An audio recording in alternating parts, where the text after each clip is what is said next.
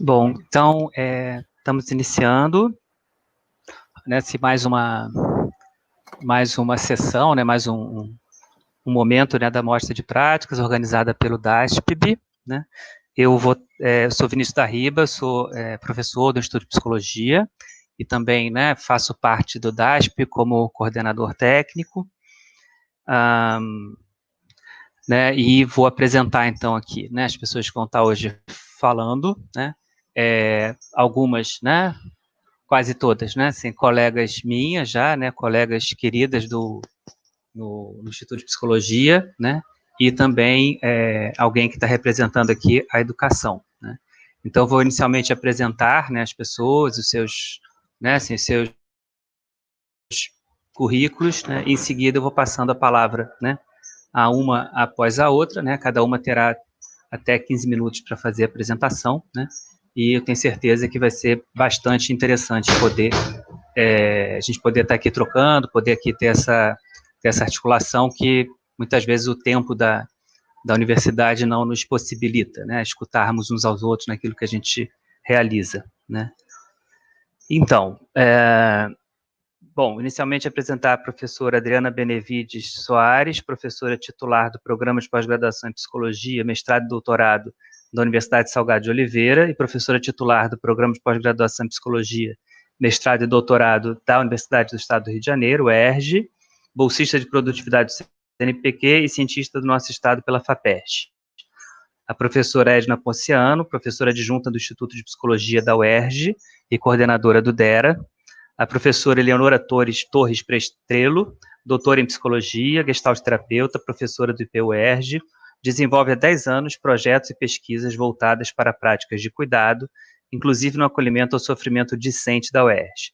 Tem artigos publicados sobre o tema, onde conta histórias de cuidar, na extensão, na pesquisa e na vida. A professora Laura Cristina de Toledo Quadros, gestalt terapeuta, doutora em psicologia social, professora adjunta do IPUERJ, professora colaboradora e vice-coordenadora do Programa de Pós-Graduação em Psicologia Social da UERJ, supervisora clínica, vice-coordenadora do Laboratório Gestáltico e coordenadora do Contextos, Arte e Livre Expressão, pesquisadora do Entre Redes CNPq. E Luísa Helena Riso, bolsista do projeto Mediação Entre Turmas, diretora de Relações Institucionais do DCE. Então, é um prazer tê-las aqui hoje, né?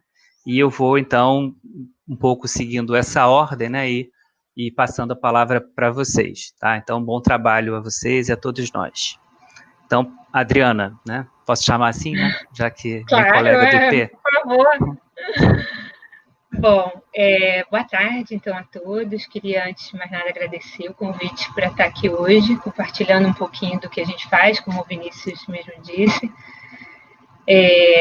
Vamos lá, então vamos começar. Então, você pode colocar o PowerPoint se vocês quiserem, mas antes de começar propriamente a apresentar uma oficina, hoje eu trouxe esse trabalho, que é uma oficina que a gente fez para estudantes universitários, onde o tema dessa oficina era como lidar com a ansiedade no ambiente acadêmico, só para contextualizar um pouquinho por que a gente fez essa oficina.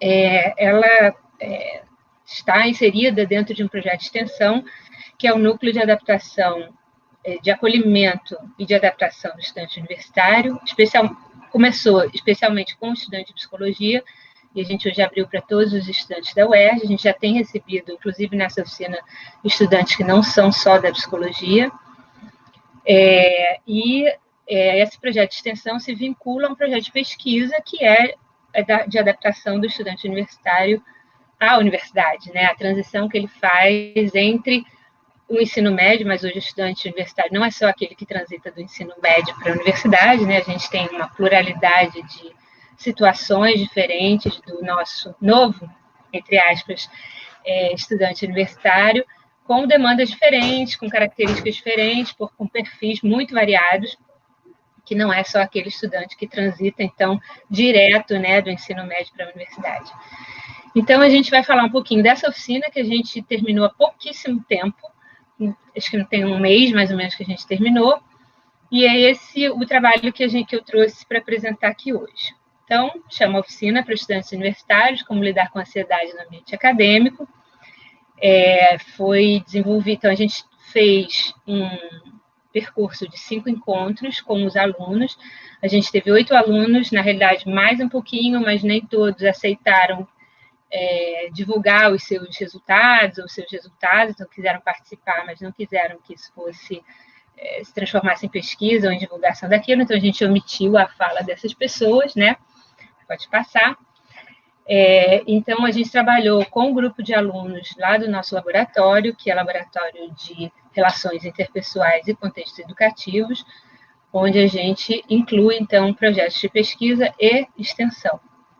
Está aí o nosso Instagram, né, Lab Relações, onde a gente divulga um pouquinho. Essa oficina foi divulgada lá, inclusive, e outros trabalhos que a gente tem feito, né?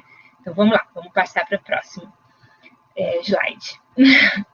Então, só para mostrar, né, não sei se está passando, gente, eu não estou vendo passar o slide, mas está lá na primeira. Está passando? Bom, eu não estou vendo passar, mas enfim, vamos lá. Então, o trabalho foi realizado pelos alunos Rodrigo Cabrig, Paulo Alberto, Maria Eduarda, Daniele, César e por mim, que fui orientadora desse projeto. São alunos de iniciação científica, mestrado e doutorado. A gente teve por objetivo oferecer aos estudantes universitários, mostrar a eles, né, compartilhar com eles estratégias de enfrentamento para a ansiedade no contexto do ambiente acadêmico e avaliar os níveis de ansiedade desses estudantes antes e depois da realização dessa oficina. Então, a gente já vinha estudando essa adaptação do estudante à universidade e esse era um dos temas que aparecia muito em situações específicas, né, que o estudante se mostrava especialmente ansioso, e essas situações específicas foram, então, abordadas nessa oficina. Quais foram, então? Então, a gente fez um dia para cada tema desses, né? O primeiro tema foi a socialização entre os pares, como os estudantes se mostravam, então, ansiosos em estabelecer relações com seus próprios colegas, com professores, com gestores, com funcionários, etc. A segunda sessão foi sobre como lidar com autoridades, e aí já o professor, né, os gestores, a dificuldade e a ansiedade desencadeada nessas situações, como lidar com exposições orais, quando eles tinham que apresentar seminários, especialmente, e em níveis maiores, por exemplo, em congressos ou em audiências maiores que não fosse só, especialmente, sala de aula, e a ansiedade anti-exames, né? Antes das provas, os estados ansiogênicos aumentavam, e às vezes muito, né? Até impossibilitando que eles fizessem boas provas. E uma última sessão a gente abordou 4 temas, não menores, mas que eram menos repertoriados para a literatura, mas que a gente achou importante também, que eram sobre dúvidas sobre o curso, o distanciamento da família, as questões socioeconômicas e as pressões externas, né? Quer dizer, as expectativas que a família tem sobre a sua formação, sobre o seu reconhecimento, sobre se aquele curso vai dar certo, se você vai conseguir ganhar dinheiro com aquilo, enfim, isso tudo torna uma situação bastante ansiogênica para o estudante. Então, esses foram os temas que a gente apresentou, trabalhando, então, inicialmente, o conceito de ansiedade, né? Que é um termo geral usado para vários transtornos. A gente atribui também ansiedade a alguns sintomas que a gente tem, né, que causam apreensão, preocupação. É importante que a gente abordou todo o tema de ansiedade dentro de uma perspectiva cognitivo-comportamental, né? A gente caracterizou, então, a ansiedade como reações a situações do dia a dia que despertam sentimento de medo ou ameaça, e que a gente, às vezes, superavalia, né, essas ameaças. E na área acadêmica, então, a ansiedade que pode ser observada como situações gatilhos, como expectativa de datas importantes, quando eu tenho, por exemplo, que lidar com uma questão com o professor, ou com o gestor, ou na véspera de exames, por exemplo. E sintomas, sinais e sintomas de ansiedade, a gente mostrou um pouco isso para eles, que podem desencadear sintomas físicos, inclusive, né, como alterações do apetite, alterações fisiológicas de sudorese, dilatação da pupila, alterações de humor, inquietação, alterações do sono, e a gente começa, então, a também gerar distorções cognitivas, né? Começa a perceber o mundo de uma forma um pouco distorcida, e essa distorção é que vai gerando cada vez mais ansiedade se a gente não consegue lidar adequadamente com isso. A gente falou um pouquinho com eles sobre as diferenças entre ansiedade e estresse, né? A ansiedade como tendo um caráter mais interno, idealizado por crenças e questões emocionais, essa ideia do sentimento de medo e ameaça, né? Que o indivíduo acredita, então, que situações vão voltar a atingi-lo ou que exercem algum tipo de reflexo no presente. E o estresse como situações mais pontuais, específicas, focada em tarefas mais específicas, né? E a sensação de incapacidade ou de esgotamento para lidar com essas situações, né? Fizemos também um pouquinho a diferença entre a ansiedade traço e a ansiedade estado, né? Quer dizer, o traço seriam características mais permanentes de ansiedade. Quer dizer, eu sou uma pessoa ansiosa, né? Quer dizer, eu lido com a ansiedade em uma série de situações passadas, presentes e até planejo no futuro, ou penso em situações futuras já em estado ansiogênico. E ansiedade estado é quando eu estou ansiosa ou estou ansioso, né, em situações específicas, que é o que a gente chama ansiedade estado. Bom, então a gente fez um pouco essa pontuação, esse início de conversa com eles, mostrando um pouco o que era ansiedade. E o nosso método da oficina foi, então, dividir em 5 encontros, como eu já falei para vocês, os temas, né? Ela foi realizada integralmente em formato online. Isso foi uma adaptação que a gente fez no nosso planejamento inicial, que não era esse, né? Fizemos tudo pela plataforma Google Meet e organizamos cada sessão mais ou menos nessa estrutura. Quer dizer, a gente fazia uma psicoeducação dos temas. Então, o que era, por exemplo, socialização entre os pares, lidar com autoridades, fazer exposições orais, o que é necessário para isso.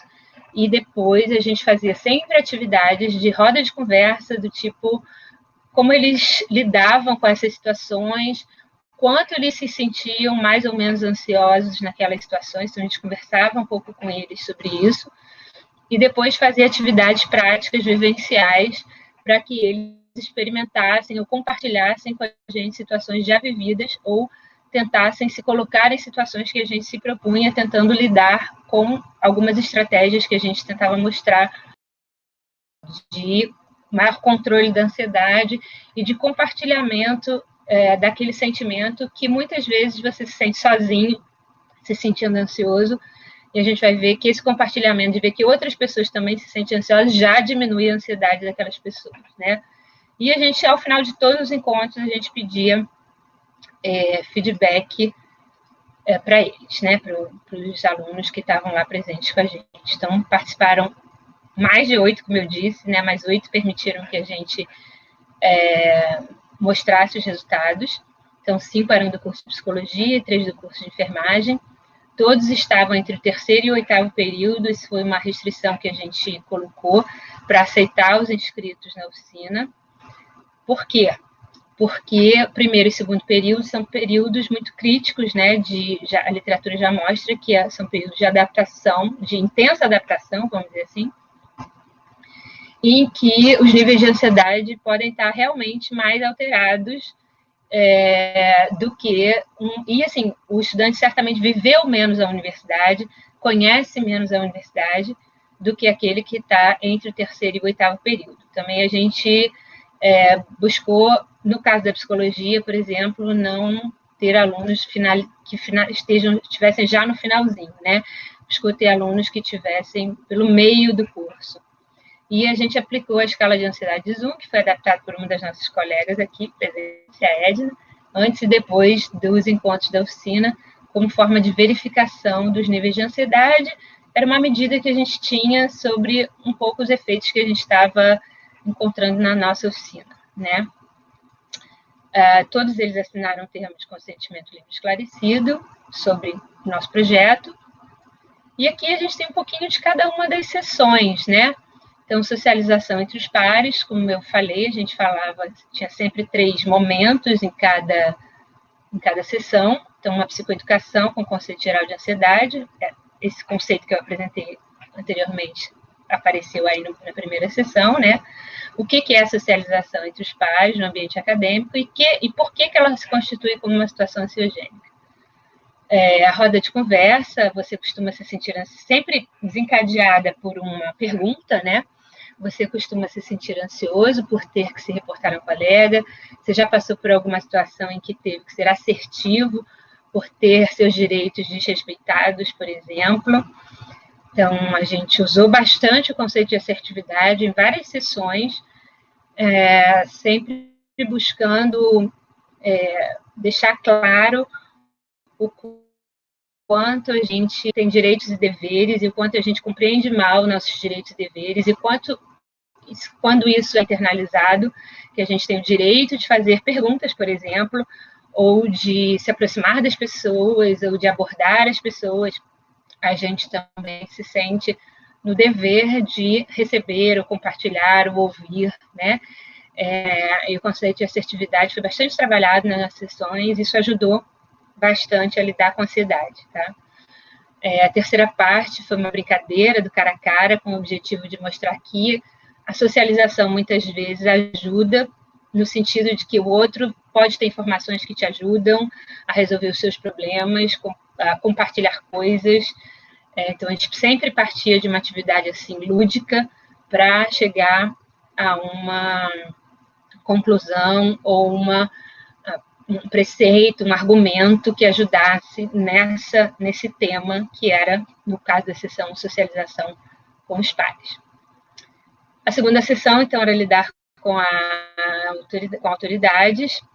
Então, a psicoeducação foi sobre a preocupação com a reputação, as reações indesejadas, né? O que vão pensar de mim?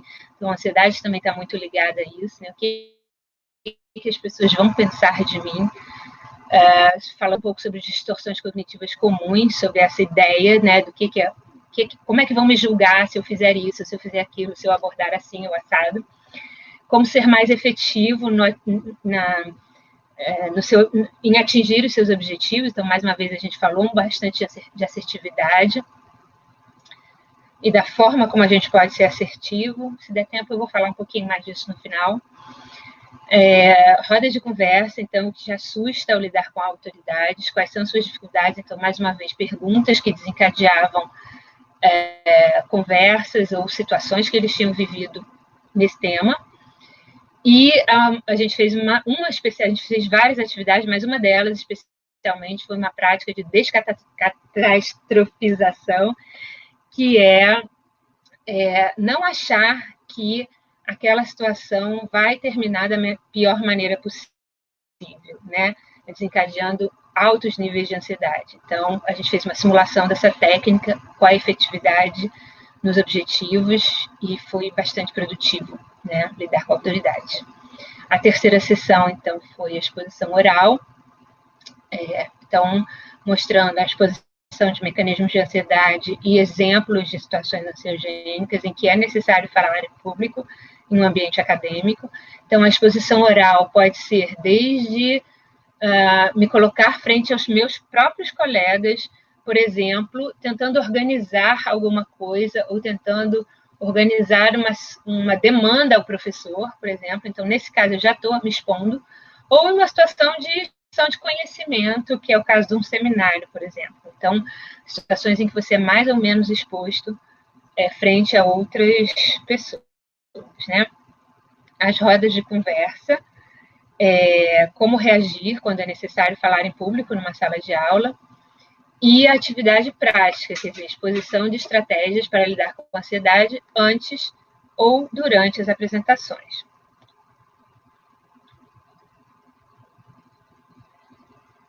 A ansiedade anti-exame, então, era a sessão 4, né? Que a gente também sempre, a situação de psicoeducação, onde a gente tinha uma história, falou um pouquinho sobre uma história evolutiva da ansiedade, fizemos analogias entre gatilhos primitivos, ansiogênicos, e gatilhos anti-exame, crenças sobre o pensamento do que vai acontecer naquela prova, mais uma vez aquela ideia do que vão pensar de mim se eu tirar uma nota baixa, quanto eu vou ser mal avaliado pelo professor, pelos meus colegas, etc. Que emoções e comportamentos são desencadeados com esse tipo de pensamento, né? A roda de conversa, a gente mostrou algumas pesquisas sobre ansiedade que contrapõem o senso comum e como cultivar nosso senso crítico, então, quanto às nossas crenças, como é que a gente pode sempre questionar as nossas próprias e com diminuir um pouco a nossa ansiedade.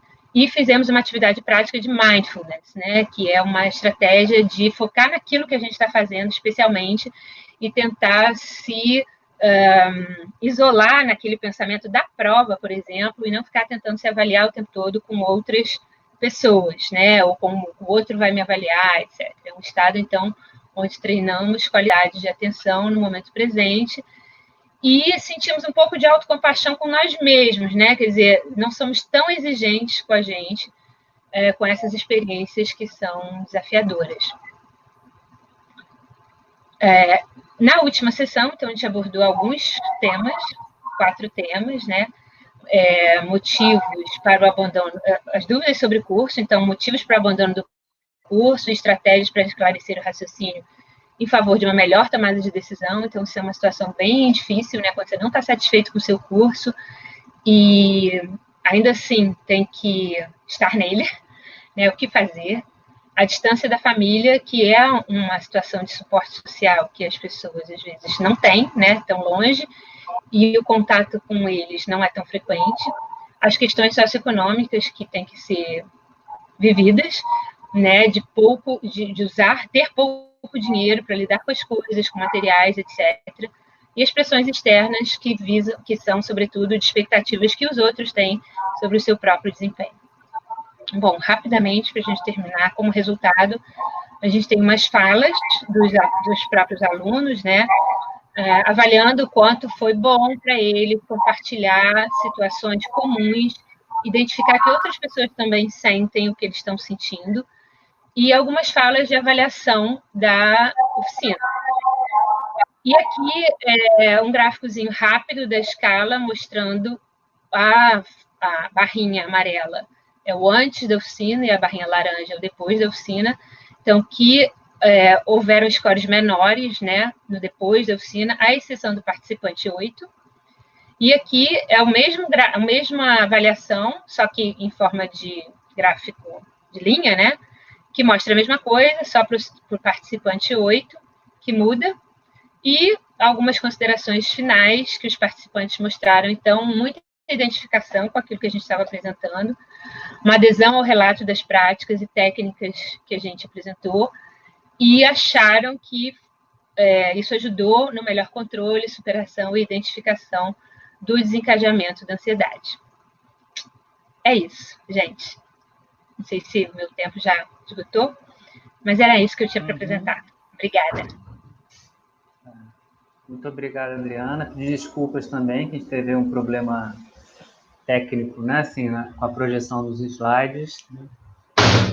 Mas, enfim, né, deu para... Faz parte. Mesmo com esses problemas, deu para acompanhar claramente, assim, o seu percurso. Que bom. Vamos passar a palavra, então, para a professora Edna.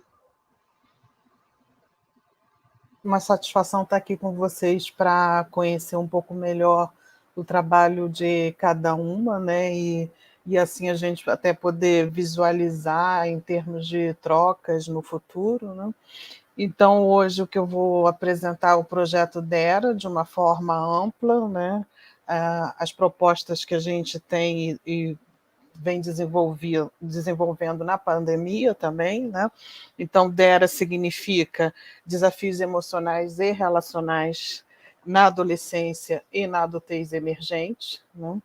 E tem como foco principal, no sentido da extensão, a psicoeducação, mas nós somos também um grupo de pesquisa, e como grupo de pesquisa, nós estudamos a adultez emergente, né?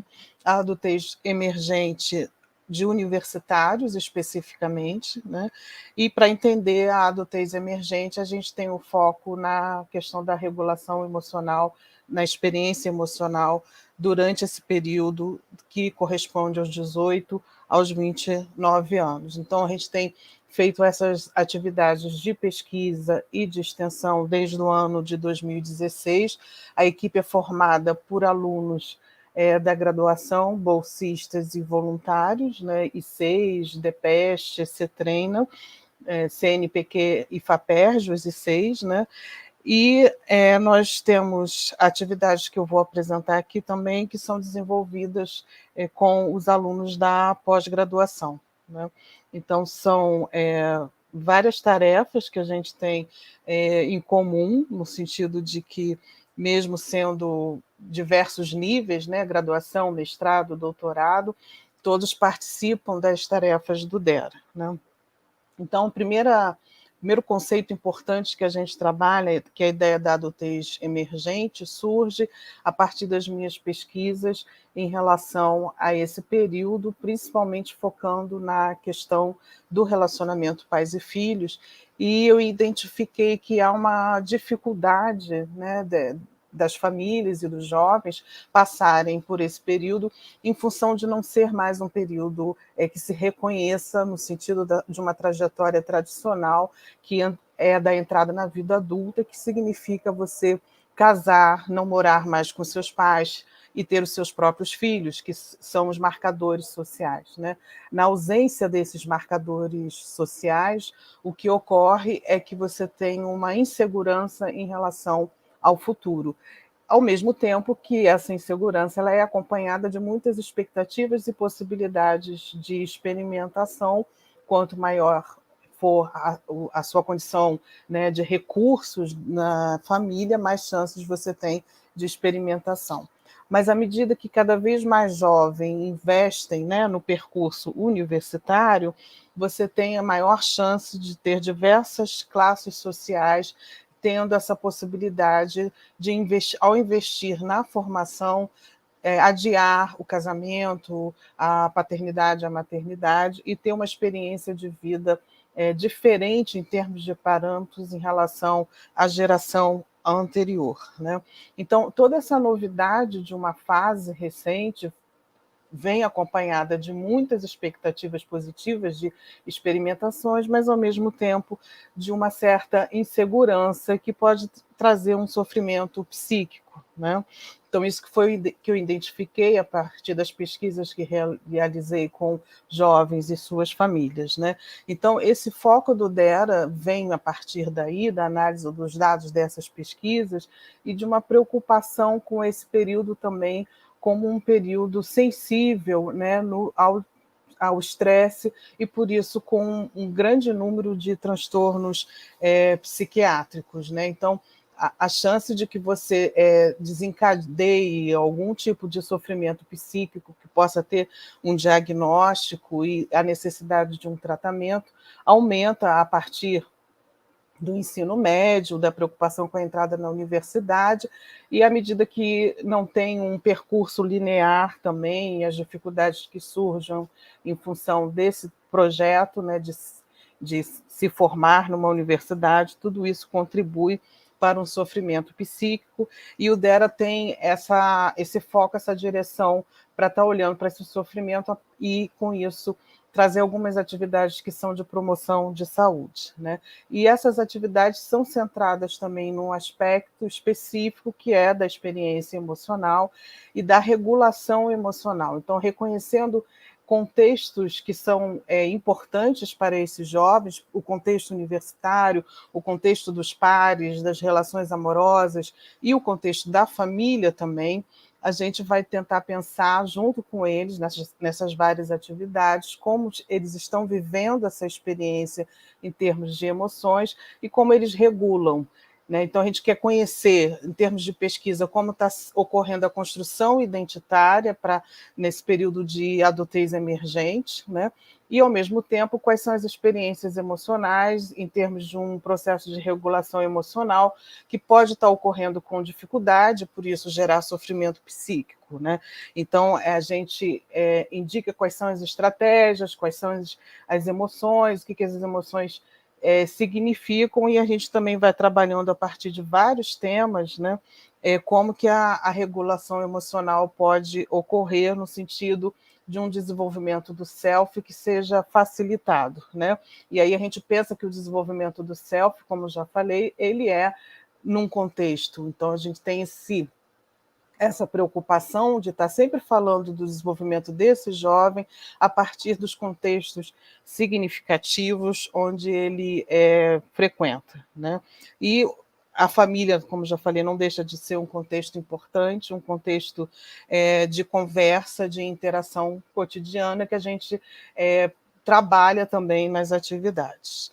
Então, enquanto conceito de promoção de saúde, que a gente trabalha no DERA, né, a gente tem uma perspectiva de articulação de saberes e de técnicas, né, e sempre voltando esse saber e essa aplicação dessas técnicas para o conhecimento deles também. Então, a gente tenta conciliar a experiência deles, aquilo que eles identificam como importante para cada um, significativo. Então, é um movimento que não é um movimento de imposição de um saber do conhecimento psicológico, embora a gente faça essa tentativa, né, de trazer informação, não é no sentido de imposição, mas é no sentido de negociação a partir da experiência dele e também dos recursos que eles têm. Então, a gente procura conhecer que recursos são esses e que dificuldades são essas para que essa informação que a gente traz visando a promoção da saúde seja uma informação que tenha sentido para eles, né? Então, a gente tem alguns desafios nessa proposta, que é reduzir essas desigualdades de informação. Então, a gente ouve muito isso deles. Eu comecei a entender melhor o que é emoção, eu não sabia como reagir diante de algumas pessoas, mas agora eu estou entendendo como reajo, isso está me ajudando a regular as minhas emoções, e a gente entende que isso pode ter algum tipo de efeito preventivo, embora a gente não tenha feito até hoje nenhum tipo de estudo tão específico nesse sentido. A gente trabalha muito com essa questão do feedback, do como eles estão trabalhando a informação que eles estão recebendo a partir das atividades do DERA, né? E isso tem esse sentido principal de identificar se eles estão implementando, né, a capacidade de lidar com as situações da vida que eles enfrentam e de reconhecer as emoções que eles têm e de como eles podem aprender várias estratégias de regulação emocional. Então, como mecanismos de promoção de saúde, a gente trabalha muito com a ideia do autocuidado, né? Então, a gente leva as informações para que eles, no cotidiano, no dia a dia das tarefas, eles possam promover esse autocuidado, né, e tomar decisões que sejam mais benéficas à saúde, né. O sentido também da ajuda mútua, nossas atividades são todas em grupos e todas são, a gente estimula para que haja compartilhamento, que haja troca de informações entre eles, para que a ajuda mútua ocorra e haja o socorro uns com os outros, né. E também essa promoção dos ambientes saudáveis, né? Quando é presencial, a gente está principalmente no contexto da UERJ, né? Ocupando as salas de aula e trazendo essa ideia de que a UERJ pode ser esse lugar regulador de aprendizagem da regulação emocional, e nesse momento a gente faz isso online, né? Tentando trazer esse recurso virtual, digital, para que estejamos juntos e possamos, nesse sentido, ter um ambiente saudável, né? Então, a gente tem uma perspectiva ética nesse sentido, da promoção de saúde, né, que é a visão de que a gente está trabalhando com uma ampla concepção do que seja saúde, né, e também com uma ampla concepção das experiências emocionais, sem querer definir, uma ênfase também no aqui e agora e na experiência. Então, a gente trabalha sempre trazendo essa proposta de que eu entendo isso conceitualmente, mas eu preciso também experimentar, então isso faz parte da nossa ética do trabalho, que não é só informar, mas ajudar a exercitar esse conhecimento, né? E também da gente reconhecer a limitação do controle dos nossos resultados, né? E em alguns aspectos a gente não sabe exatamente no que vai dar, mas a gente insiste nesse cuidado, na presença, enquanto a gente está com eles, né? Então, como eu já falei, não ter uma postura autoritária e paternalista, né? Para que a gente possa promover a livre escolha e essa escolha seja responsabilizada a partir do que eles aprendem nas atividades do DERA, né? Então, também é importante que nessa perspectiva que haja um retorno deles e que a gente vai também estruturando as atividades a partir do que eles falam que estão experimentando, né? Então, outro conceito importante é o da psicoeducação. Então, as nossas estratégias, né, como já descrevi, elas são psicoeducativas, né, e todas elas ocorrem no contexto relacional, com essa ênfase, né? Então, são 3 principais atividades. Quando eram presenciais, a gente iniciou como palestras, que eram palestras separadas, né? Aconteciam num dia, depois a gente resolveu juntar e fazer mini cursos, aí foram 3 palestras seguidas, e atualmente a gente faz lives, né? E as lives, como as palestras e os mini cursos, são temáticas, né? Então, ontem a gente fez uma sobre estresse, identidade e emoções para a população LGBTQIA+, durante a pandemia, né? E quando a gente faz uma palestra, por exemplo, sobre raiva, né, que a gente trouxe como uma emoção positiva, a gente tem imediatamente após divulgado os nossos grupos, que são os grupos focais e os grupos psicoeducativos, né? Então a gente pega o tema da palestra para que no grupo a gente possa discutir como é que é a experiência de raiva para eles, e no grupo psicoeducativo a gente trabalha com uma técnica especificamente, que é a técnica da focalização, que é para trabalhar a emoção a partir da experiência corporal, né? Então, são formas da gente estar atuando de uma maneira temática e, como eu falei, ao mesmo tempo que a gente informa, a gente pode estar exercitando aquilo que trouxe, né? E aí, na pandemia, a gente verificou algumas temáticas como mais relevantes, a gente fez um levantamento. Uma dessas temáticas foi a da convivência familiar, então, recentemente, a gente fez uma live sobre a convivência familiar, discutimos e começamos a fazer uma pesquisa específica sobre regulação emocional e convivência familiar durante a pandemia, que é um dos projetos que a gente está encaminhando daqui para frente, especificamente relacionado à pandemia, e que vai seguir essa mesma estrutura, né? Lives e grupos focais e grupos psicoeducativos discutindo a temática da convivência familiar, né? Então, concluindo, né, é importante falar disso, dessas respostas deles, né, assim, no convívio, quando era presencial, essa resposta era dada presencialmente. A partir dessa situação digital, a gente até teve que reformular, e eles começaram a avaliar as atividades com formulários Google, né? Então, isso está fazendo com que a gente também tenha que trabalhar em cima desses dados e produzir agora. A gente está trabalhando em cima de um artigo de relato de experiência, né? Então, há algumas dificuldades na implementação, né, presencial, e que são diferentes na implementação digital, e que a gente tem identificado justamente a partir da contribuição deles, né? Isso também é interessante da gente ter esse retorno avaliativo, para que a gente possa entender se, além do que a gente está fazendo, tem um efeito, e como que a gente pode fazer nesse contexto também, que hoje é virtual e que é uma novidade para todos nós, né? Então, acho que é isso que eu queria apresentar, e dizer que a gente também está nas redes sociais, a gente está no Facebook, a gente tem também um canal no YouTube, onde as lives que são gravadas são disponibilizadas nesse canal, né? E também no Instagram. Se vocês quiserem conhecer um pouco mais, tem esses canais para vocês acessarem. É isso, obrigada.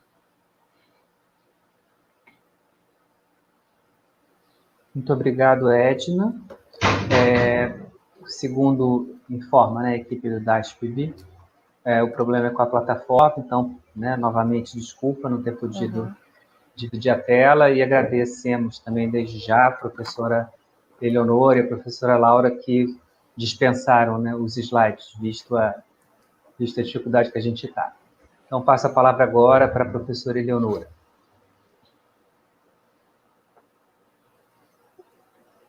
Boa tarde, obrigada. Inicialmente eu quero começar, né, agradecendo o convite para estar aqui dividindo um pouco, não é, das nossas práticas, que, como o Vinícius colocou no início, nós, no dia a dia da academia, a gente sempre conhece o que cada um de nós faz, né? Então, o público e para nós mesmos é interessante essa conversa aqui. Eu queria iniciar falando do nosso programa de extensão, que é o Laboratório Gestáltico, que abarca os 3 projetos, que é o Laboratório Gestáltico, da FI, Grupo de Apoio Psicológico e o Contexto do Livre de Expressão. Arte Livre de Expressão. Então, eu vou começar iniciando falando um pouco do laboratório que nós estamos fazendo, mais especificamente no centro de quarentena, embora eu não possa deixar de pontuar um pouco que o que nós estamos fazendo é um desdobramento do que nós já fazíamos, né? Porque eu acho que essa ideia do cuidar, ela se desdobra em muitas nuances. E nós, desde a origem do programa, que era um projeto, depois se transformou em programa, porque tem mais de 2 anos de existência, em torno de 12, 13 anos, então, houve uma demanda por parte dos alunos de uma proposição de conexão com o conhecimento mais experiencial, né, que uma aproximação maior com as demandas contemporâneas para dentro da universidade, né, que assim, existia a sala de aula, existia o estudo da teoria, mas eles sentiam falta dessa conexão mais sensível, mais viva, que é o que nós nos propusemos a fazer através do Laboratório Gestáltico, através especialmente de oficinas itinerantes, que nós levamos para outros lugares, outras instituições, e as oficinas internas, que nós sempre abertas ao público, trabalhos de convite a pessoas para fazerem palestras, muito menos do que oficinas, mas também trazendo colegas, professores colaboradores, como temos da Fiocruz, temos da UERJ e de outras instituições que vêm trabalhar conosco, né, coordenando essas oficinas, né? E aí, no período da quarentena, nós lançamos, através do Facebook, que é a nossa página do Laboratório Gestáltico, nós lançamos uma ação chamada Vozes da Quarentena, no intuito de que ali pudesse ser aberto um espaço para uma troca de experiências do que estava sendo vivido por cada um de nós, e entendendo porque nós afirmamos em nossos estudos e pesquisas que contar histórias compõe mundos. Através da leitura e da contação de histórias, da minha, da sua, nós podemos nos despegar, nós podemos nos diferenciar, nós podemos compartilhar e afirmar o vivido, né? Então, nós fizemos essa primeira ação, que foi muito gratificante para nós, porque é muito pulsante, é uma ação aberta à comunidade, né, de uma forma geral. Então, tivemos muitas historinhas historinhas porque eram histórias pequenas pela limitação do Face. No primeiro momento, recolhemos tanto de alunos como de um público, do público em geral. E para ilustrar um pouco disso, eu vou fazer a leitura de uma das histórias que eu achei muito especial, que é a vice-coordenadora do programa de extensão e que tem percorrido todos esses anos de trabalho conjuntamente, e vai ler uma outra história, né? Quero pontuar que do programa, atualmente, nós temos uma estagiária, a Gabriela Pacífico, que tem composto conosco essas ações e trabalhado no desenvolvimento do livro, né? Então, eu vou ler para vocês terem uma ideia do que nos chegou, né, uma primeira história. Sonhava com liberdade. Tinha acabado de decidir parar e viver o que quiser, na hora que quiser. A velha história, controlo tudo. Hoje, o mundo é a janela. O ir e vir é dado pela imaginação, ilimitado pela metragem do apartamento. Está circunscrito ao tamanho do que penso, com a duração do que me satisfaz internamente. Os encontros com os amigos são virtuais. Os abraços se deslocaram para um futuro no tempo do até um dia, até quem sabe. O lazer tem nome de live. A vida está mesmo diferente do que era, do que gostaria que fosse e do que sequer nunca imaginei. Como Carolina, do Chico Buarque, estou vendo o tempo passar na janela, me perguntando o que estou deixando de ver, o que vejo, o que escuto, o que sinto. Olhos assustados, palavras desvairadas, medo, corações angustiados, sofrimento, um óbvio escancaramento de desigualdades, isolamento. Ainda bem que existe o vislumbre da solidariedade, alguma compaixão, fugidia esperança, possibilidade de transformação. Permito-me embalar na música que vem do fundo da casa, e dentro de mim mesmo. Pai, afasta de mim esse cálice. Pai, afasta de mim esse cálice de vinho tinto de sangue. E dentro de uma casa, uma mulher de 68 anos. E aí eu pediria a Laura para ler uma outra historinha que Vamos lá. Foi postada. Antes da pandemia, sofri uma grande perda de um amigo, do meu pai. De repente, me vi numa situação difícil com minha mãe, onde nunca tivemos um relacionamento resolvido. Quando deu início à pandemia, minha mãe precisou sair de casa onde ela estava, a casa da irmã, que estava em tratamento de câncer. Minha mãe trabalhava em serviço essencial, corria muito risco para minha tia. Ela veio parar na minha casa, o que tinha tudo para dar errado. Mas resgatamos tudo que estava perdido entre nós. E pude ajudar a minha mãe a juntar os pedaços que estavam quebrados após a perda do meu pai. E pude entender o que levou ela a ser e agir daquela forma. Hoje, ela está em sua casa, se refazendo, cuidando dos detalhes, e nossa relação está caminhando para o saudável. Possibilidades que somente a quarentena nos proporcionou, pela proximidade, pelo movimento Fica em Casa. Acredito que enquanto tem relações se desfazendo, por outro lado, existem também relações sendo resgatadas.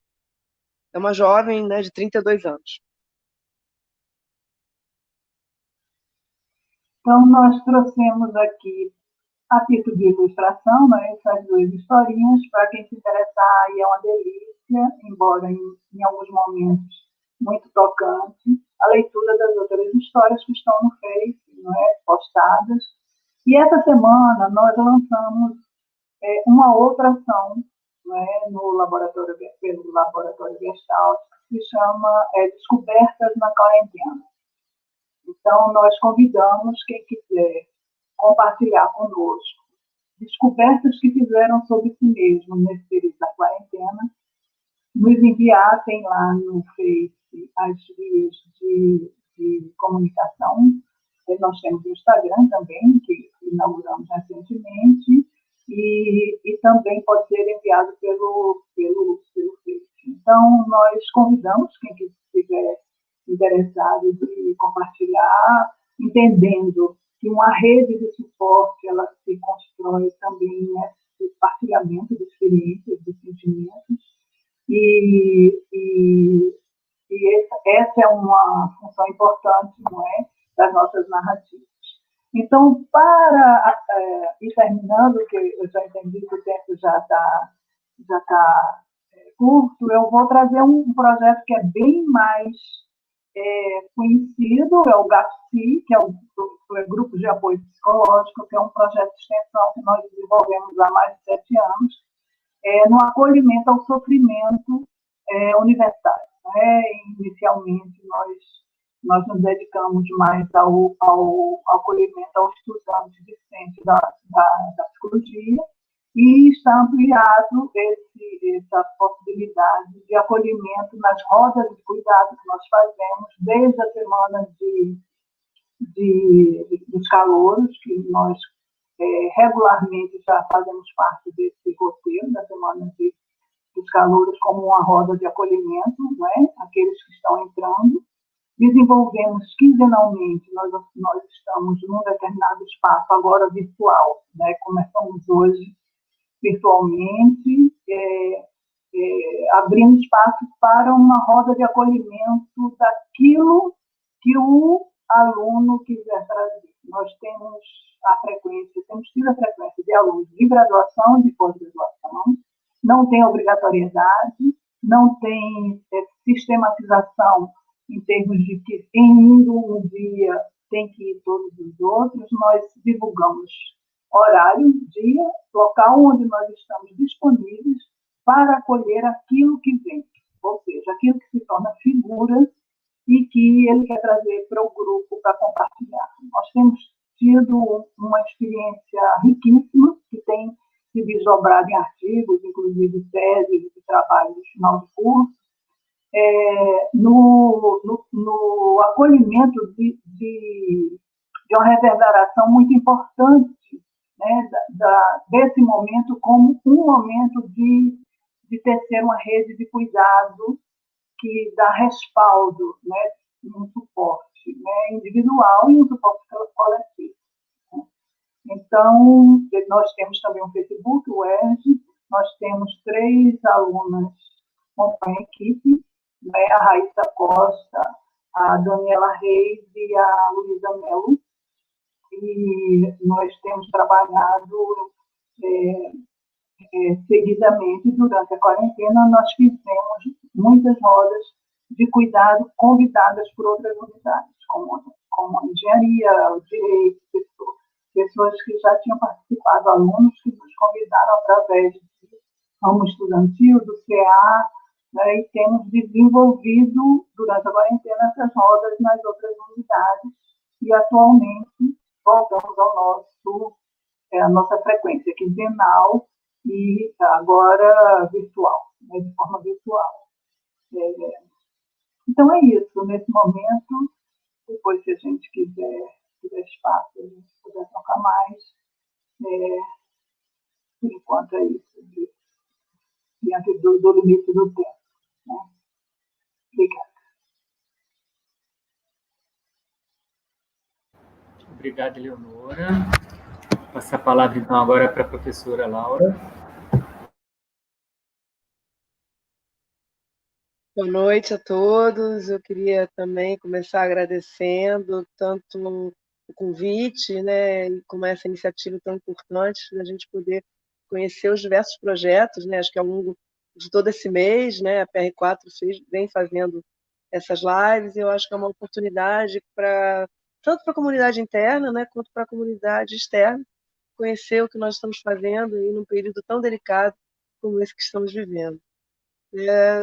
Como a Eleonora colocou, né, eu vou apresentar o projeto Contextos, que faz parte do programa Laboratório Gestáltico, né, uma parceria que a gente já tem há bastante tempo e que tem como proposição, né, trazer trabalhos, conceitos e possibilidades que a Gestalt terapia traz, né, para uma prática, né, e nesse caso uma prática de extensão.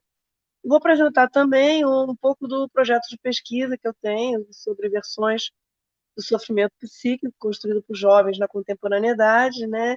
E vou falar um pouco sobre ele também. O projeto Contextos, ele vai, enfim, assim, uma das bases fundamentais desse projeto é trabalhar com recursos artísticos, né? entendendo que os recursos artísticos nos ajudam a promover a livre expressão, e a livre expressão através da sensibilidade, de uma compreensão mais ampliada de si, né, como também a reconfiguração dos sentimentos, das emoções, às vezes coisas que nós não conseguimos nomear, né, e que, de alguma maneira, a partir de um recurso artístico, né, a gente usa a poesia, a pintura, enfim, trabalhos manuais, de um modo geral, né, são formas, né, de você dizer, às vezes, aquilo que é indizível, né, do ponto de vista da palavra, né? Então, acho que a arte acaba sendo um veículo que nos favorece nesse sentido.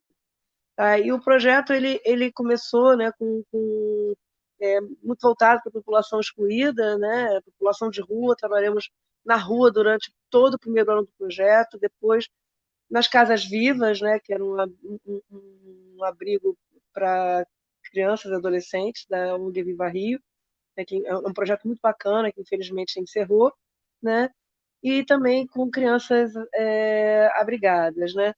Mas também fizemos oficinas voltadas para estudantes, né. Uma das oficinas que nós fizemos foi com recursos, né, da arte da Frida Kahlo, né, a afirmação do feminino a partir da arte da Frida, né, e foi muito interessante. Vieram estudantes de diversos locais, né, não só da UERJ, como é o braço forte aí da extensão.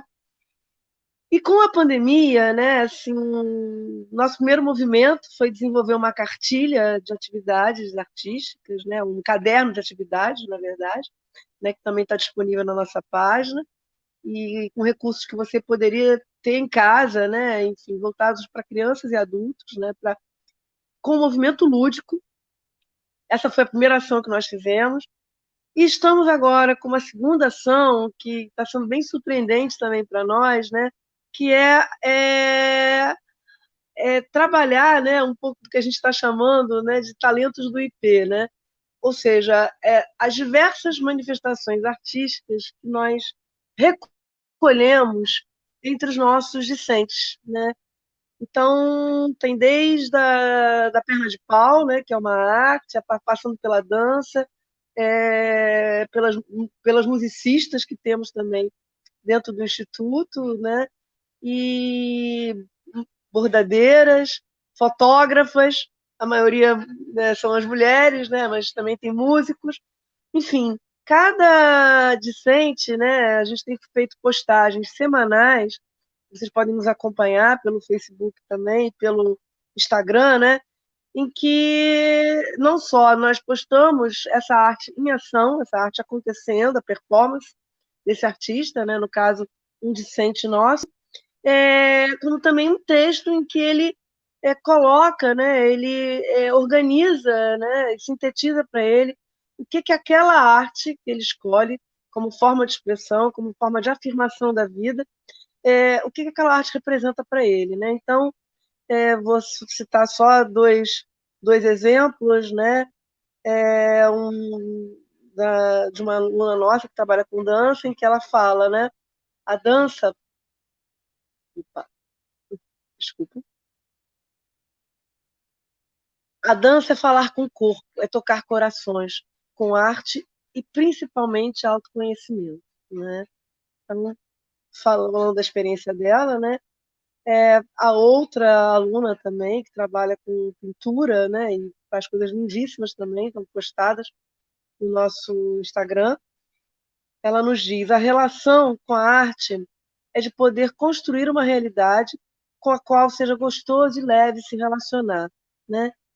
E, e nesse momento em que estamos aí, né, em recolhimento, em confinamento, nos protegendo, né, principalmente protegendo o nosso semelhante, né, nós observamos que houve uma intensificação até da busca por essa forma de expressão. Uma das pessoas que tem participado do nosso projeto, né, inclusive ela resgata, ela aprende a bordar durante a pandemia, né, e ela já começa fazendo coisas muito bonitas, né, descobrindo um talento que, de alguma forma, ela só pôde conectar a partir dessa experiência, que não é só de ocupação do tempo. É importante dizer isso. A gente, quando traz a arte aqui, traz exatamente como um modo expressivo daquilo que está, às vezes, desorganizado, né, na nossa experiência emocional.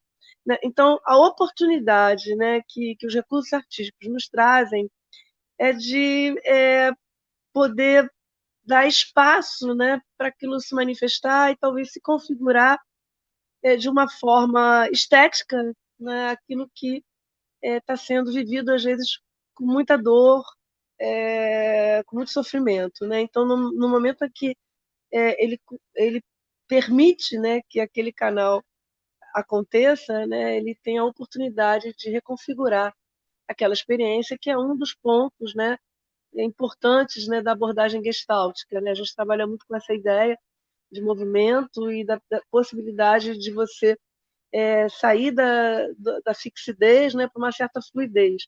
Nesse sentido, a arte constitui uma oportunidade, né? Por isso que essa ação a gente vai estender ainda mais para outros alunos. A gente começou com o IP e foi tão emocionante ver tudo que está sendo colocado por eles, né? Que a gente aí vai ampliar essa ação também, né? Um outro trabalho que temos realizado nesse período, né, é uma pesquisa que ela já tem 3 anos, né, que chama-se Versões do Sofrimento Psíquico, construído por jovens na contemporaneidade, articulações entre a teoria Torrede e a clínica gestáltica. Essa pesquisa ela surge do período, né, especialmente que eu acompanhei, que eu estive à frente do Serviço de Psicologia Aplicada. Eu já trabalhava como supervisora, né, mas o período que eu tive na coordenação me fez acompanhar de perto, né, mais de perto, o volume de pessoas que buscavam o Serviço de Psicologia Aplicada,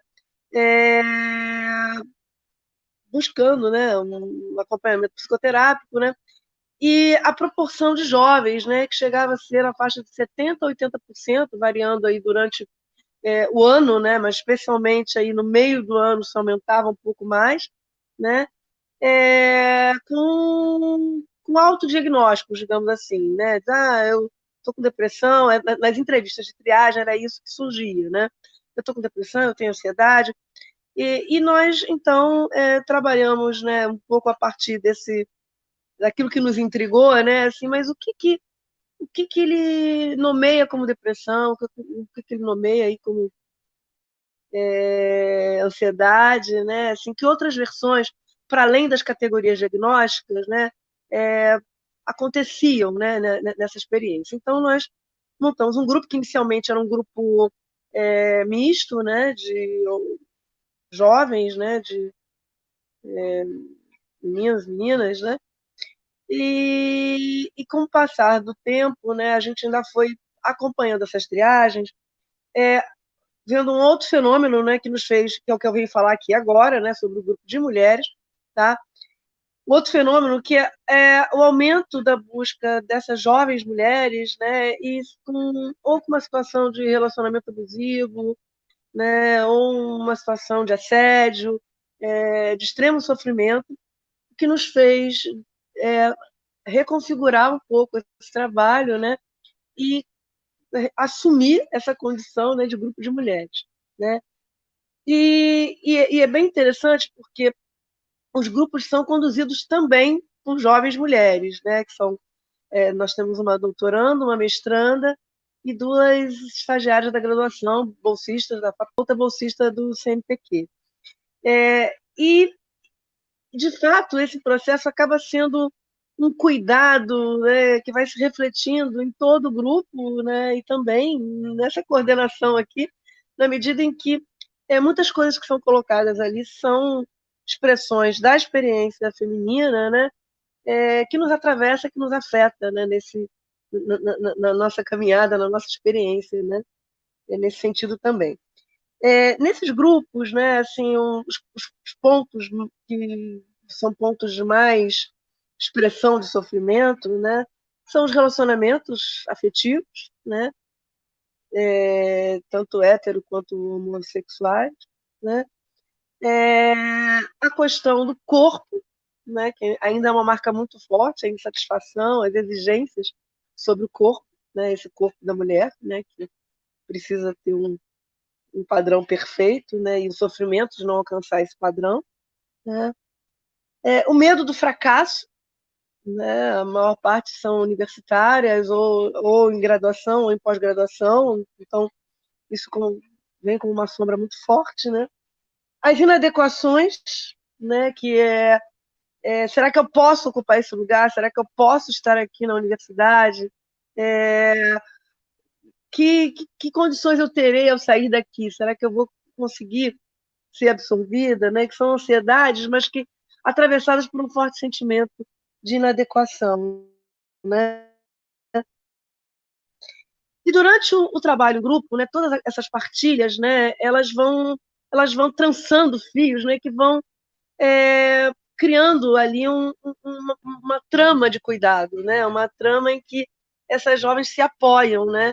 Porque as experiências partilhadas, né, e com as intervenções que nós trazemos, né, e nós também usamos ali intervenções fundadas em recursos artísticos, elas vão nos trazendo potências também, tá? Então é muito importante para nós, enquanto terapeutas, né, e nesse processo também de acompanhar esses jovens terapeutas que estão conosco, acompanhando esses grupos, né, que eles percebam um pouco dessa transição, né, daquele discurso que vem com muita força, e é muito importante validar esse sofrimento, né, assim, que acho que é um primeiro momento dos grupos, né, é permitir que aquele sofrimento seja escutado, valorizado e acolhido, né, mas na medida em que os grupos vão acontecendo e que essas mulheres também, essas jovens mulheres vão percebendo que a experiência dela encontra outras experiências semelhantes, né? As potências também começam a girar nesse grupo, né? E esse compartilhamento, né, ele vai criando condições, né, do reconhecimento dessa potência. Então a gente vai trabalhar basicamente nesses dois eixos, o reconhecimento desse sofrimento e o reconhecimento da potência também, e eles podem estar lado a lado. O nosso objetivo não é fazer uma transformação necessariamente, mas é poder criar um diálogo, né, entre aquilo que aparentemente, né, ela entende até como um padrão, às vezes, patológico, né, mas também a força de se sustentar, né, na experiência viva, que é a própria vida. Tá? E durante a pandemia, né, nós fizemos esses grupos online, né, e foi bastante desafiador, porque as pessoas têm recursos diferentes, então algumas pessoas estavam com imagem, outras sem imagem, né? E no PowerPoint que a gente tinha colocado, tinha alguns depoimentos, eu vou só ler rapidamente dois, né? Um diz, né, o grupo tem sido um espaço importante para que eu tenha um lugar, para eu não me sentir sozinha, mesmo estando em isolamento social. Essa é uma fala, né, de uma das jovens. A outra é: estar aqui no grupo, compartilhando o que acontece comigo e ouvindo vocês, tem me dado outros recursos para viver esse momento, de forma mais leve e mais possível.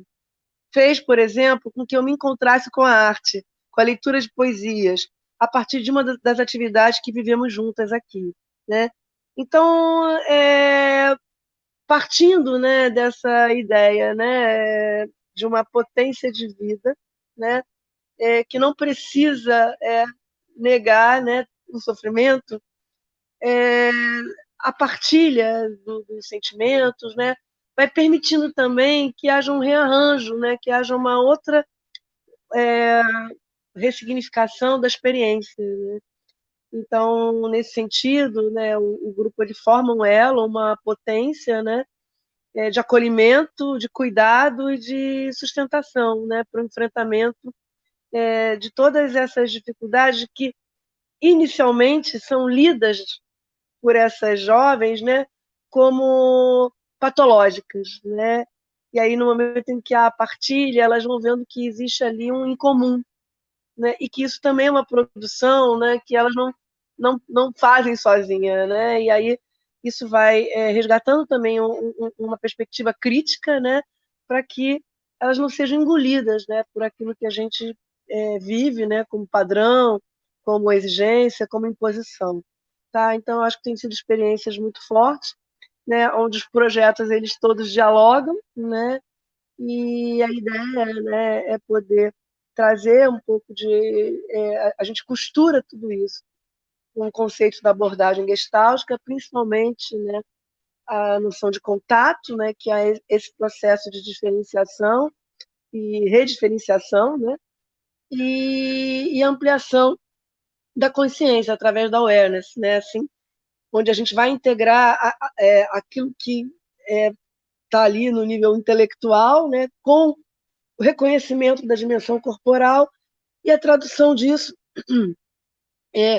no reconhecimento da emoção. Tá? Então, acho que esse processo de integração nos permite aí um diálogo, né, e um resgate dessa potência como expressão da saúde também. Né? Então, arte, vida e saúde aí num diálogo permanente dentro das estratégias que nós usamos aí nos nossos trabalhos. Aí é isso. Estou aberta aí para as perguntas ou comentários, se houver. Obrigada. Obrigado, Laura. Agradecer também as minhas colegas por terem sido bastante cuidadosas com o tempo, né? Então, a gente se mantém dentro do tempo previsto. Né? E isso, só comentar rapidamente, assim, né? Da minha alegria em conhecer, né? Tantos trabalhos que acontecem ali ao meu lado, né? Assim, a partir de diferentes fundamentos e a partir de diferentes estratégias, né? Assim, mas que acabam constituindo a rede, né? Assim, de cuidados mesmo, né? Como eu estava dizendo. Agora eu vou passar a palavra para a Luiz Helena. Prazer em conhecê-la e prazer em tê-la aqui conosco.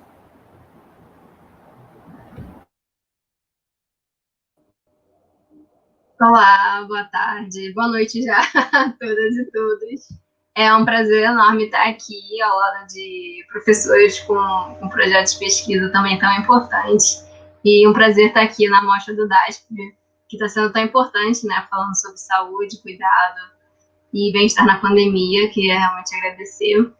E estou aqui para falar um pouquinho sobre o PROME. Eu sou bolsista do PROME, é um projeto de mediação entre turmas, é um projeto da Faculdade de Educação, que foi idealizado pela professora Luciana Veloso e atualmente é coordenado também pela professora Florence Casariego. Então, vou trazer um pouquinho sobre do que se trata o projeto e a importância dele na Faculdade de Educação. O principal objetivo dele é criar uma rede de apoio entre os estudantes calouros e veteranos do curso de Pedagogia na UERJ Maracanã, através de atividades e contatos dos veteranos que vão ser acolhidos no primeiro período da universidade.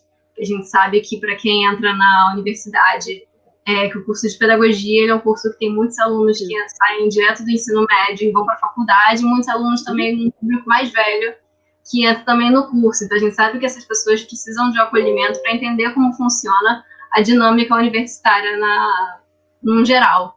Então, o projeto ele busca reduzir a evasão dos estudantes calouros no curso de Pedagogia, com um diálogo aberto e direto com eles, explicando realmente como é que funciona essa vida universitária. E ele surgiu em 2017, no auge da crise da nossa universidade, que ela estava passando por um processo de sucateamento do governo do Estado. E ela surgiu porque muitos alunos, inclusive eu na época, que fui parte desse início do projeto também, a gente estava já, o pessoal que entrou em 2016.2, a gente já estava em janeiro de 2017, sem ter tido aula, a gente já estava 6 meses parado, e a gente não tinha perspectiva ainda de ter aula, porque o semestre de 2016.1 ainda não tinha terminado. E aí surgiu esse projeto idealizado pela professora Luciana Veloso, que possui o intuito de diminuir a evasão que estava altíssima na UERJ, principalmente no curso de Pedagogia, e fazer com que esses alunos continuassem no curso. Então, eu fui uma das alunas que participou desses primeiros encontros e tudo mais, e eu sou uma das provas de que funcionou mesmo. Agora eu estou prestes a me formar, estou no 7º período, e ele surgiu com esse intuito mesmo, de diminuir a evasão e colaborar para que os alunos não fiquem tão perdidos nesse início acadêmico. como ele funciona na prática, né? Na prática, o projeto possui mediadores, que são voluntários ou bolsistas, que eles ajudam os alunos que são calouros, que estão entrando agora na faculdade, para conseguir fazer com que eles entendam realmente a dinâmica, através de encontros e conversas que façam com que essa pessoa nova na universidade tenha um pouco mais de contato mesmo com a UERJ, que cria um vínculo afetivo com a universidade, né? E a gente acha isso extremamente importante, principalmente os alunos da noite, que muitas vezes são jovens trabalhadores, que já chegam à universidade tendo que ir direto para a aula e não conseguem conhecer muito sobre o espaço acadêmico. Então, os nossos mediadores, eles ajudam esses alunos com questões, com dúvidas sobre, por exemplo, onde fica o restaurante universitário, onde fica a coordenação, biblioteca, essas questões que muitas vezes os alunos não sabem, realmente não perguntam e acham que não existe. Tem aluno que chega até o 6º, 7º período não sabendo onde é o restaurante universitário, não sabendo onde é a biblioteca do curso, e não sabendo onde é a coordenação do curso. Descobre essas coisas só quando tem que entregar monografia, por exemplo. Então, é extremamente essencial para que esses alunos, desde o início, já vão se adaptando ao cotidiano do nosso curso. E os mediadores, eles possuem essas funções, né, de auxiliar os mediandos, que é como a gente fala, participar das nossas reuniões que a gente faz entre grupos para poder se ajudar e tirar nossas dúvidas também, porque nem todo mundo sabe tudo. Então, nós temos o acompanhamento das professoras para poderem nos orientar relacionado a algumas questões mais burocráticas da própria universidade, para nós podermos repassar essa orientação para esses alunos que, com certeza, estão muito mais perdidos, que estão entrando na universidade agora. No final desse acompanhamento cotidiano, no final do semestre, os mediadores produzem um relatório para tentar mostrar nesse relatório quais foram as principais dúvidas entre os calouros que foram acolhidos pelo projeto.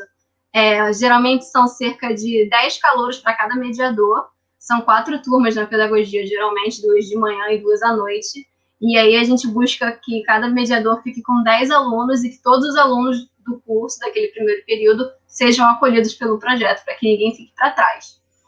E aí, no final, produzir esse relatório, depois a gente investiga para entender quais são as principais fontes de dúvidas e questionamentos desses alunos do curso. Nesse período de pandemia, a gente tem se dedicado muito, a gente se dedicou no início bastante à colocação de fóruns no AVA, que é o ambiente virtual, né, acadêmico, antes de começar efetivamente o ensino remoto, com o objetivo de entender como que os alunos estavam se sentindo nesse período, como estavam suas perspectivas e como a gente poderia, de alguma forma, ajudá-los para superar esse momento, né, que a universidade, principalmente, ainda não estava tendo ensino remoto, então muitos alunos estavam com outras perspectivas, muitos estavam pensando em migrar para universidades particulares para conseguirem concluir seus estudos, porque já eram formandos e precisavam muito do diploma para conseguir concluir o curso. A gente conversou bastante com eles, a maioria não optou por isso. Então, o projeto é essencial justamente para isso, para combater a evasão no início do curso, e também no final do curso, quando essas situações excepcionais, que a própria conjuntura de política nacional e estadual impõe a gente, né? Tanto em 2017 quanto agora em período de pandemia, onde muitos alunos pensam em evadir da universidade por falta de perspectiva. A gente volta a trazer para esses alunos perspectiva de continuar na nossa universidade e lutar por ela, pelo ensino público gratuito e de qualidade, que é o que a nossa UERJ faz para a gente, que a gente ajuda a construir junto com ela.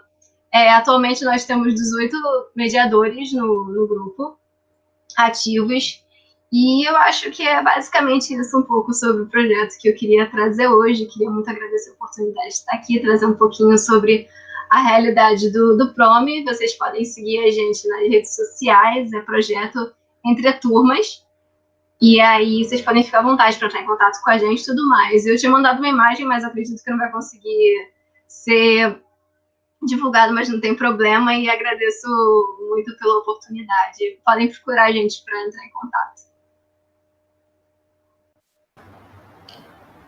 Muito obrigado, Luísa. Também muito bom poder conhecer esse projeto, né, dentro do curso de vocês. Na medida em que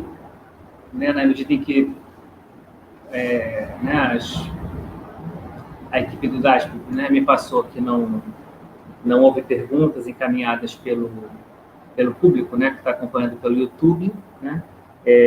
A gente pode voltar a palavra, né, assim, rapidamente para aqueles que apresentaram aqui. Eu queria só antes, então, né, parabenizar a equipe do DASP, né, pela mostra de práticas em cuidados que está sendo concluída hoje, né, e também agradecer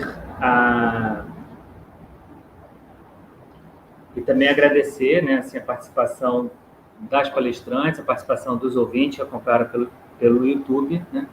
E então já deixo essas palavras e passo, né, devolvo, né, a palavra para as colegas, para a Luísa, né? Eu sei que a Eleonora já comentou aqui que gostaria de fazer um acréscimo, então fiquem à vontade.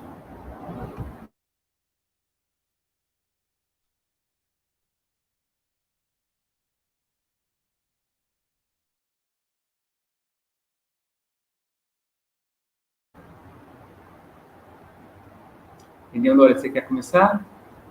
Sim. A palavra é sua. Quero sim. Eu, na verdade, queria só acrescentar, Vinícius, uma coisa que me ocorreu esses dias, né? Quando a gente tem um convite para fazer um exercício de fala, né, a gente fica em contato e visitando alguns autores, e alguns autores nos visitam, né? E eu fiquei pensando numa fala do Krenak que me tocou, e eu fiquei pensando que eu queria trazer para vocês hoje, porque eu acho que a gente está lidando nas lives, nesses tempos, com tantas divulgações de práticas de cuidado, né? E quanto é importante a gente falar disso, não só enquanto a marcação do espaço de cuidado na universidade pública, somos servidores públicos, estamos nesse momento de pandemia, né, exercendo nossa profissão na marca de poder estar servindo também a população, né? Então, eu estava lendo um livro dele e me lembrei, ele diz assim, né, alguns povos entendem que nossos corpos estão relacionados com tudo que é vida. Eu acho que o Krenak é um pensador contemporâneo e, nesses momentos, é essencial para nos aproximarmos dele, né? Então, ele diz, quando o céu fica muito perto da terra, é preciso cantar e dançar para suspendê-lo, para que as mudanças referentes à saúde da terra e de todos aconteçam. E eu fico pensando, também, diante dos nossos trabalhos, preciso, além de cantar, além de dançar, escrever, né? Escutar, acolher, né? Que fazemos isso nas nossas ações, nas nossas práticas, né? Acho que nós estamos vivendo um momento de encurtamento, sabe, do espaço entre o céu e a terra. E aí ele diz, suspender o céu é ampliar os horizontes de todos, não só dos humanos, né? E eu quis trazer isso, eu acho que isso pode ser uma inspiração para as nossas práticas, sabe? Poder trabalhar com essa noção de que ampliar os horizontes, de cuidar para adiar o fim do mundo. É isso que eu queria trazer hoje, porque isso tem me acompanhado desses dias. Queria dividir com vocês.